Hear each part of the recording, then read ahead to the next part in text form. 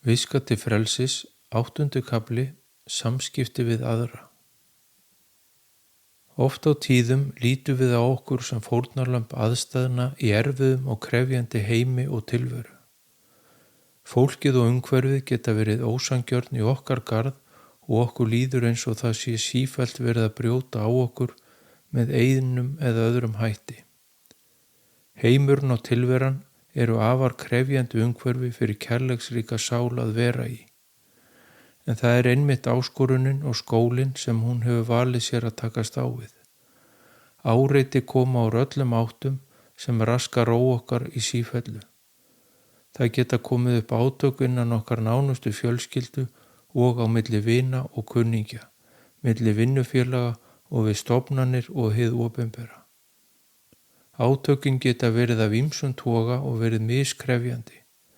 Erfiðast er þó að takast á við átök innan fjölskyldunar því þau geta leitt til fjölskylduslita sem geta varað í langan tíma. Erfitt er að vera án sinna nánustu fjölskyldu og ekki síst þegar erfiðleikar steðja að og við þurfum á kærleika og stuðningi að halda. Samheldin fjölskylda er sterk eining í samfélaginu og því er mikilvægt að rækta sambandi við sína nánustu fjölskyldu. Mikilvægt er að halda ró sinni og jafnvægi, komi upp ágreiningur og ósættir, hvort sem það er innan fjölskyldunar, í vinnunni eða við annað fólk sem við mætum á lífsleiðinni. Slæm orð, sögð í ógáti í hita leiksins, geta sært hjarta þess sem talað er til og eru ekki aftur tekin. Lífinu má líkja við skóla þar sem stór hluti kennslunar eru samskipti við aðra með einum eða öðrum hætti og er markmiðið að læra að halda ró sinni og jafnvægi við ólíkar aðstæður á ólíkum tímum. Það getur verið hægara sagt en gert að halda jafnvægi í hita leiksins þar sem auðvelt er að fara af sporinu. Sálnaldur og persónuleiki skipta þar máli sem er ólíkt frá manni til manns og verkefnin misjöfn sem hver og ein sál þarf að vinna með í sínu lífi. Þess vegna kemur fólk misjafnlega fram við hvert annað. Sumir eru ágengir og frekir og eru ósangjarnir í hegðun sinni og framkomu. Því er mikilvægt að sýna öðrum umburðarlyndi og vera maður sjálfur í öllum samskiptum og standa á sínu og láta ekki aðra ráðskast með sig og hafa áhrif á líðan sína. Nei er nei og já er já. Þetta er gert í ró og jafnvægi og með því að standa styrkur í hverri raun.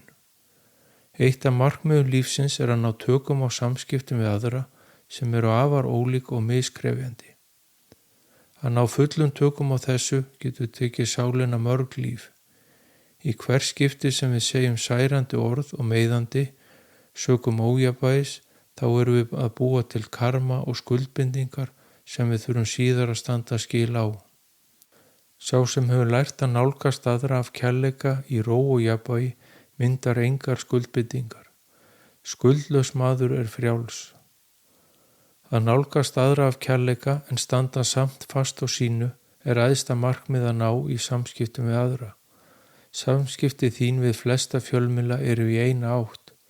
Þú tekur við og færð upplýsingar frá þeim af ýmsum toga án þess þó að geta svarað. Þetta getur verið fréttir, kvikmyndir, fræðsluþættir, upplýsingar og menningaþættir, svo fátt eitt sé nefnt. Margir móta lífskoðanir sínar út frá því sem þeir heyra og sjá í fjölmiðlum. Það geta verið þættir með boðskap hvað sé eðlilegt líf. Því má spyrja sig hverjar væru lífskoðað þínar ef þú hefur aldrei séð neitt né heyrt frá fjölmiðli. Upplýsingaflæðið og hvað þú sérð og heyrir er stýrt af fólki sem vill hafa áhrif og móta skoðanir þínar og stjórna neyslumynstri þínu. Þarna eru oft á ferðinni blekkingar, ofbeldi og ranghugmyndir sem hafa miður jákvæð áhrif á líðan þína og skoðanir. Varast skaltu að láta fjölmiðlana hafa áhrif á skoðanir þínar, lífsýn og markmið. Trúðu og treystu á eigið innsæi því þar er hinn eini sannleikur. Lærðu að lifa frjáls fyrir skoðunum og gjörðum annarra, hvort sem á í hlut fólk eða fjölmiðlar. Láttu þetta ekki hafa áhrif á líðan þína og líf.